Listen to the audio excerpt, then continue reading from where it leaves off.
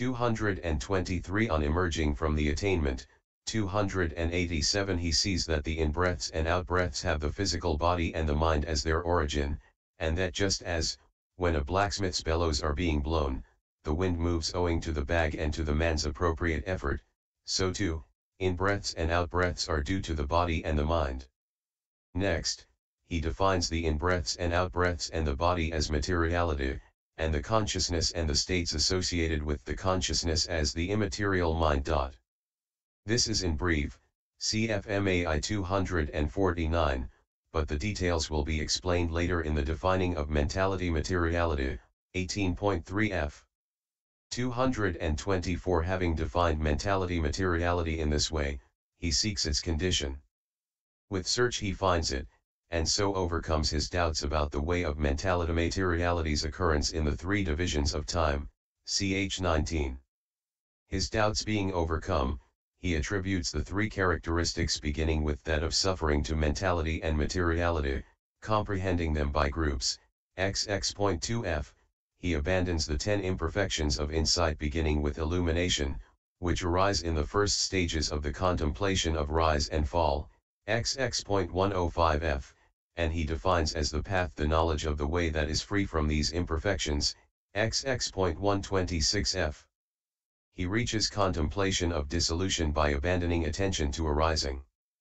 When all formations have appeared as terror owing to the contemplation of their incessant dissolution, he becomes dispassionate towards them, chxxi, his greed for them fades away, and he is liberated from them, chxxii.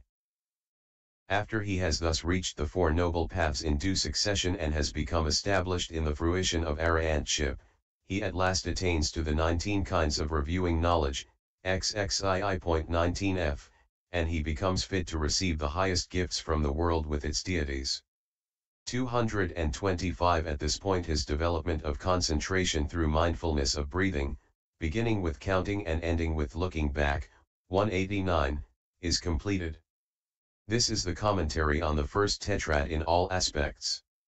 Word commentary continued second tetrad. 226 Now, since there is no separate method for developing the meditation subject in the case of the other tetrads, their meaning therefore needs only to be understood according to the word commentary. V. He trains thus, I shall breathe in, shall breathe out experiencing happiness, that is, making happiness known, making it plain.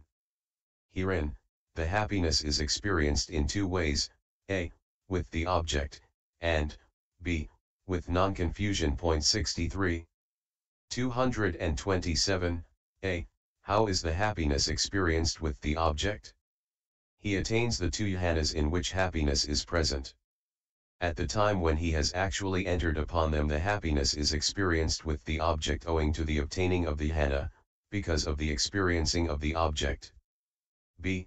How with non-confusion? When, after entering upon and emerging from one of the two jhanas accompanied by happiness, 288 he comprehends with insight that happiness associated with the jhana as liable to destruction and to fall, then at the actual time of the insight the happiness is experienced with non-confusion owing to the penetration of its characteristics of impermanence, and so on. 228 For this is said in the Paisamhid, when he knows unification of mind and non-distraction through long in-breaths, mindfulness is established in him. By means of that mindfulness and that knowledge that happiness is experienced. When he knows unification of mind and non-distraction through long out-breaths, through short in-breaths, through short out-breaths, through in-breaths, out-breaths experiencing the whole body, through in-breaths, out-breaths tranquilizing the bodily formation, mindfulness is established in him. By means of that mindfulness and that knowledge that happiness is experienced. It is experienced by him when he adverts, when he knows, sees, reviews, steadies his mind, resolves with faith, exerts energy, establishes mindfulness, concentrates his mind, understands with understanding, directly knows what is to be directly known, fully understands what is to be fully understood, abandons what is to be abandoned, develops what is to be developed, realizes what is to be realized. It is in this way that happiness is experienced. PSI 187. 229, 6-8. The remaining three clauses should be understood in the same way as to meaning, but there is this difference here. The experiencing of bliss must be understood to be through three jhanas, and that of the mental formation through four. The mental formation consists of the two aggregates of feeling and perception. And in the case of the clause, experiencing bliss, it is said in the Pali in order to show the plane of insight here as well. Bliss, there are two kinds of bliss, bodily bliss and mental bliss. PSI 188. Tranquilizing the mental formation, tranquilizing the gross mental formation, stopping it, is the meaning. And this should be understood in detail in the same way as given under the bodily formation, c. 176-85. 230 here. Moreover, in the happiness clause, feeling which is actually being contemplated in this tetrad is stated under the heading of happiness, which is a formation, but in the bliss clause feeling is stated in its own form. In the two mental formation clauses, the feeling is that necessarily associated with perception because of the words perception and feeling belong to the mind. These things being bound up with the mind are mental formations. PSI 188. 289. So this tetrad should be understood to deal with contemplation of feeling. Word commentary continued. Third tetrad. 231, 9. In the third tetrad, the experiencing of the manner of consciousness must be understood to be through four jhanas. X. Gladdening the manner of consciousness, he trains thus, making the mind glad, instilling gladness into it, cheering it, rejoicing it. I shall breathe in, shall breathe out. Herein, there is gladdening in two ways, through concentration and through insight. How? Through concentration. He attains the two jhanas in which happiness is present. At the time when he has actually entered upon them, he inspires the mind with gladness, instills gladness into it, by means of the happiness associated with the jhana. How? Through insight. After entering upon and emerging from one of the two jhanas accompanied by happiness, he comprehends with insight that happiness associated with the jhana as liable to destruction and to fall. Thus at the actual time of insight he inspires the mind with gladness, instills gladness into it, by making the happiness associated with the jhana the object. It is of one. Progressing in this way that the words, he trains thus, I shall breathe in, shall breathe out, gladdening the manner of consciousness, are said. 232, 11. Concentrating, samadhi, the manner of consciousness, evenly, samai, placing, adahanto, the mind, evenly putting it on its object by means of the first jhana, and so on. Or alternatively, when, having entered upon those jhanas and emerged from them, he comprehends with insight the consciousness associated with the jhana as liable to destruction and to fall, then at the actual time of insight momentary unification of the mind 64 arises through the penetration of the characteristics of impermanence, and so on. Thus the words, he trains thus, I shall breathe in, shall breathe out, concentrating the manner of consciousness, are said also of one who evenly places the mind, evenly puts it on its object by means of the momentary unification of the mind arisen thus. 233, 12.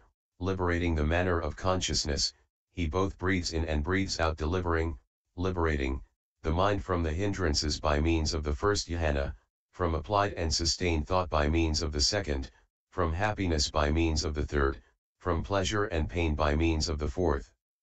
Or alternatively, when, having entered upon those jhanas and emerged from them, he comprehends with insight the consciousness associated with the jhana as liable to destruction and to fall, then at the actual time of insight he liberates, the mind from the perception of permanence by means of the contemplation of impermanence, from the perception of pleasure by means of the contemplation of pain, from the perception of self by means of the contemplation of not self, from delight by means of the contemplation of dispassion, from greed by means of the contemplation of fading away, from arousing by means of the contemplation of cessation, from grasping by means of the contemplation of relinquishment. Hence it is said, 290, he trains thus, I shall breathe in, shall breathe out, liberating the manner of consciousness. 65. So this tetrad should be understood to deal with contemplation of mind. Word commentary continued. Fourth tetrad. 234, 13, but in the fourth tetrad, as to contemplating impermanence, here firstly, the impermanent should be understood, and impermanence, and the contemplation of impermanence, and one contemplating impermanence. Herein, the five aggregates are the impermanent. Why? Because their essence is rise and fall and change. Impermanence is the rise and fall and change in those same aggregates, or it is their non-existence after having been. The meaning is, it is the breakup of produced aggregates through their momentary dissolution, since they do not remain in the same mode. Contemplation of impermanence is contemplation of materiality, etc., as impermanent in virtue of that impermanence. One contemplating impermanence possesses that contemplation. So it is when one such as this is breathing in and breathing out that it can be understood of him. He trains thus, I shall breathe in, shall breathe out, contemplating impermanence. 66. 235, 14, contemplating fading away. There are two kinds of fading away, that is, fading away as destruction, and absolute fading away. 67. Herein, fading away as destruction is the momentary dissolution of formations. Absolute fading away is nibbana. Contemplation of fading away is insight, and it is the path, which occurs as the seeing of these two. It is when he possesses this twofold contemplation that it can be understood of him. He trains thus, I shall breathe in, shall breathe out, contemplating fading away. 15. The same method of explanation applies to the clause, contemplating cessation. 236, 16. Contemplating relinquishment. Relinquishment is of two kinds too, that is to say, relinquishment as giving up, and relinquishment as entering into. Relinquishment itself as a way of contemplation is contemplation of relinquishment. For insight is called both relinquishment as giving up and relinquishment as entering into, since firstly, through substitution of opposite qualities, it gives up defilements with their aggregate producing kama formations, and secondly, through seeing the wretchedness of what is formed, it also enters into nibbana by inclining towards nibbana, which is the opposite of the formed. 11.18. Also the path is called both relinquishment as giving up and relinquishment as entering into, since it gives up defilements with their aggregate producing kama formations by cutting them off, and it enters into nibbana by making it its object. Also both insight and path knowledge are called contemplation, anupassana, because of their re-seeing successively, anupassana, each preceding kind of knowledge. 68. 291. It is when he possesses this twofold contemplation that it can be understood of him. He trains thus, I shall breathe in, shall breathe out, contemplating relinquishment. 237. This tetrad deals only with pure insight, while the previous three deal with serenity and insight. This is how the development of mindfulness of breathing with its 16 bases in 4 tetrads should be understood. Conclusion. This mindfulness of breathing with its 16 bases thus is of great fruit, of great benefit. 238. Its great beneficialness should be understood here as peacefulness, both because of the words, and, bhikkhus, this concentration through mindfulness of breathing, when developed and much practiced, is both peaceful and sublime, SV 321, etc., and because of its ability to cut off applied thoughts, for it is because it is peaceful, sublime, and an unadulterated blissful abiding that it cuts off the mind's running hither and thither with applied thoughts obstructive to concentration, and keeps the mind only on the breaths as object. Hence it is said, mindfulness of breathing should be developed in order to cut off applied thoughts, A4 353. 239. Also its great beneficialness should be understood as the root condition for the perfecting of clear vision and deliverance, for this has been said by the Blessed One, Bhikkhus, mindfulness of breathing, when developed and much practiced, perfects the 4 foundations of mindfulness. The 4 foundations of mindfulness, when developed and much practiced, perfect the 7 enlightenment factors. The 7 enlightenment factors, when developed and much practiced, perfect clear vision and deliverance, M 382. 240 Again, its great beneficialness should be understood to reside in the fact that it causes the final in-breaths and out-breaths to be known, for this is said by the Blessed One, Rahula, when mindfulness of breathing is thus developed, thus practiced much, the final in-breaths and out-breaths, too, are known as they cease, not unknown, MI 425F. 241 Herein, there are three kinds of breaths that are final because of cessation, that is to say, final in becoming, final in jhana, and final in death. 4. Among the various kinds of becoming, existence, in-breaths and out-breaths occur in the sensual sphere becoming, not in the fine material and immaterial kinds of becoming. That is why there are final ones in becoming. In the jhanas they occur in the first three but not in the fourth. That is why there are final ones in jhana.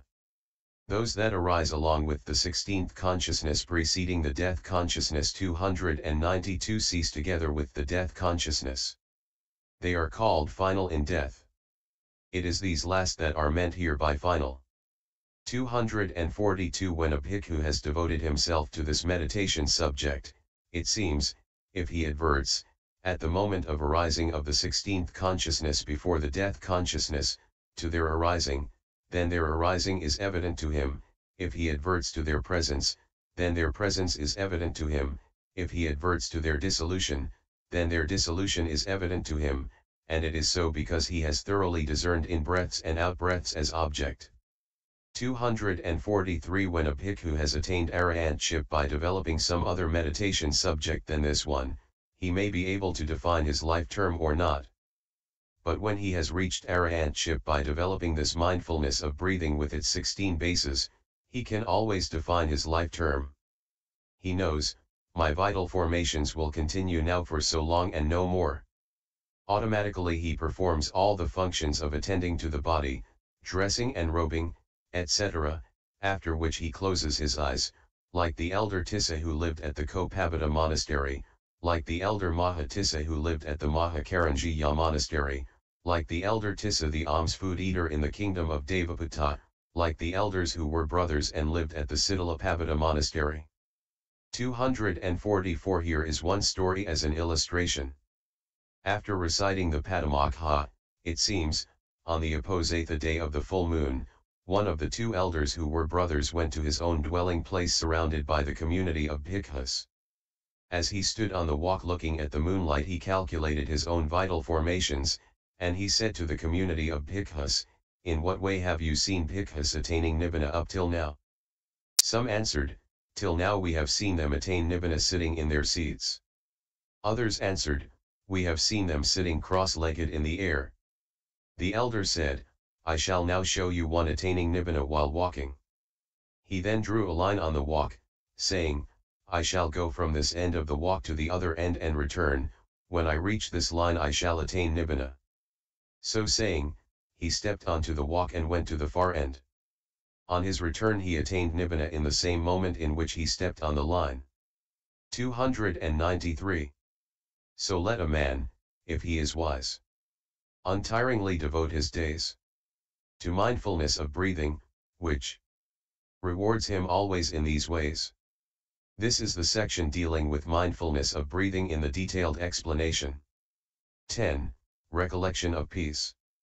245 One who wants to develop the recollection of peace mentioned next to mindfulness of breathing, 3.105, should go into solitary retreat and recollect the special qualities of nibbana, in other words, the stilling of all suffering, as follows. Bhikkhus, in so far as there are dhammas, whether formed or unformed, fading away is pronounced the best of them, that is to say, the disillusionment of vanity, the elimination of thirst, the abolition of reliance, the termination of the round, the destruction of craving, fading away, cessation, nibbana, A234. 246 Herein in so far as means as many as. Dhammas means individual essences. 69 Whether formed or unformed, whether made by conditions going Together, coming together, or not so made. 70 Fading away is pronounced the best of them, of these formed and unformed dhammas, fading away is pronounced the best, is called the foremost, the highest. 247 Herein fading away is not mere absence of greed, but rather it is that unformed dhamma which, while given the names disillusionment of vanity, etc., in the clause, that is to say, the disillusionment of vanity, nibbana, is treated basically as fading away. 71 It is called disillusionment of vanity because on coming to it all kinds of vanity, intoxication, such as the vanity of conceit, and vanity of manhood, are disillusioned, undone, done away with. 72 And it is called elimination of thirst because on coming to it all thirst for sense desires is eliminated and quenched. But it is called abolition of reliance because on coming to its reliance on the 5 cords of sense desire is abolished. It is called termination of the round because on coming to it the round of the 3 planes of existence is terminated. It is called destruction of craving because on coming to it craving is entirely destroyed, fades away and ceases. It is called nibbana, extinction, because it has gone away from, nikanta, has escaped from, nisa, is dissociated from craving, which has acquired in common usage the name fastening, vana, because, by ensuring successive becoming, craving serves as a joining together, a binding together, a lacing together, of the 4 kinds of generation, 5 destinies, 7 stations of consciousness and 9 abodes of beings. 73 294 248 This is how peace, in other words, nibbana, should be recollected according to its special qualities beginning with disillusionment of vanity. But it should also be recollected according to the other special qualities of peace stated by the Blessed One in the suttas beginning with, Bhikkhus, I shall teach you the unformed, the truth, the other shore, the hard to see, the undecaying, the lasting, the undiversified, the deathless, the auspicious, the safe, the marvelous, the intact, the unafflicted, the purity, the island, the shelter. S4 360 72.74 249 As he recollects peace in its special qualities of disillusionment of vanity, etc., in this way, then, on that occasion his mind is not obsessed by greed or obsessed by hate or obsessed by delusion, his mind has rectitude on that occasion, being inspired by peace, c. 7.65, etc. So when he has suppressed the hindrances in the way already described under the recollection of the enlightened one, etc., the jhana factors arise in a single moment. But owing to the profundity of the special qualities of peace, or owing to his being occupied in recollecting special qualities of various kinds, the jhana is only access and does not reach absorption. And that jhana itself is known as recollection of peace too because it arises by means of the special qualities of peace. 250 And as in the case of the 6 recollections, this also comes to success only in a noble disciple. Still, though this is so, it can nevertheless also be brought to mind by an ordinary person who values peace. For even by hearsay the mind has confidence in peace. 251 A bhikkhu who is devoted to this recollection of peace sleeps in bliss and wakes in bliss, his faculties are peaceful, his mind is peaceful, he has conscience and shame, he is confident, he is resolved to attain the superior state, he is respected and honored by his fellows in the life of purity. And even if he penetrates no higher, he is at least headed for a happy destiny. So that is why a man of wit untiringly devotes his days to mind the noble peace, which can reward him in so many ways. This is the section dealing with the recollection of peace in the detailed explanation. The 8th chapter called the description of recollections as meditation subjects in the treatise on the development of concentration in the path of purification composed for the purpose of gladdening good people.